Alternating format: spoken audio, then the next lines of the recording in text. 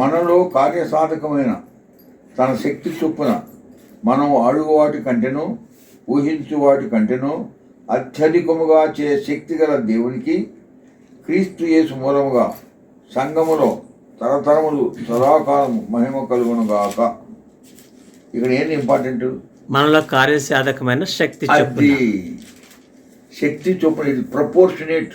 శక్తి చొప్పున అంటే proportionate to the power that you enjoy in your life. ఆ power ఎట్లా వస్తుంది? విశ్వాసంలో వస్తుంది. అర్థం కదా? To the extent you allow the power of God to work in your heart, to that extent you will do. By faith walls of Jericho fell down. By faith David killed Goliath. అర్థమవుతుందండి? By faith Noah built an ark for the saving of his house. ఇవన్నీ ఏంటి? అయ్యండి మనము కార్యసాధకం అయినప్పుడు అంటే మనం ఎంతగా దేవుని యొక్క శక్తిని అనుభవిస్తామో, ఎంతగా ఆయన పైన ఆధారపడతామో, to that extent you can enjoy that beyond your asking ఐవల్టీ. మేము ఒకరికి చెప్పం. మా ఢిల్లీ అసెంబ్లీ మేము ఒకరికి ఇన్ఫార్మ్ చేయం. ఎవరికి కానీ మా బ్రదర్లెస్ వాళ్ళంతా ఉన్నారు, ఒక్కరికి కూడా ఇన్ఫార్మ్ చేయం. My God is greater. ఎందుకంటే భక్ష్యం గారి గురించి నేను నేర్చుకున్నాను. ఒకసారి కాన్వకేషన్లో హెబ్రోన్ కాన్వకేషన్ చేస్తే మిషనరీస్ వచ్చినారు. ఏంది ఈ సెమినరీ లేదు, డాక్టర్ ఆఫ్ డివినిటీ ఏం లేదు వాళ్ళ దగ్గర, ఇంత పని ఎట్ట చేస్తున్నారో చూడడానికి వచ్చినారు. వస్తే భక్ష్యం గారు రిసీవ్ చేసుకోవడానికి ఉన్నారు.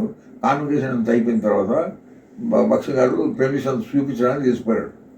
అప్పటికి హెర్మోన్లు కవర్ చేయలే, ఆపోజిట్ హెర్మోన్ ఉంది కదా, అది కవర్ చేయకుండా అది కూడా తీసుకుపోయి అట్లా చూపిస్తుంటే వాళ్ళు మిస్సెస్ అన్నారు, భక్సింగ్ you give us your project report, how much it will cost to cover this organ, we will send that money అన్నారు. అంటేనే వాళ్ళతో చూసి Raveena my God is greater than you అన్నాడు. అది మనం కాబట్టి ఏం చేసాం, వెంటనే ఆర్కిటెక్ట్ని పిలిపించి రెడీ వాళ్ళ మనసు మార్చుకునే లోపల ఇది చేద్దాంరా అని చెప్పేసి ప్రజెంట్ చేసి ఏమో చేస్తాం. ఆయన ఎన్ని చేయలేదు.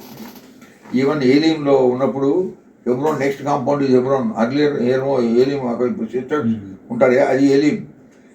ఇక్కడ ఉండేది ఆయన అప్పాజీవన్ ఆయన ఉండే, ఆయన నైజాంలో ఆయన సెక్రటరీగా ఉన్నాడు. ఆయన రిటైర్ అయ్యేటప్పటికి అదంతా ఆయనకి ఇచ్చేసినారు నిజాములు. ఇచ్చేస్తే ఆయన ఈ వాక్యము పరిచయం అంతా చూసి ఆయన మారుమనసు పొందినాడు.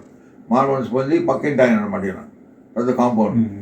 భక్సింగ్ గారి దగ్గరికి పోయి నేను I want give the entire thing to you for your ministry అని చెప్తే, let me ask my lord అన్నాడు. I will ask my lord and let you know అన్నాడు. ఆయనకు ఆశ్చర్యం, ఇదేంటో నేను ఇస్తుంటే ఆయన ఏదో ఈ దేవుడిని అడుగుతాను. అడిగి ఆయనకి చెప్పలే.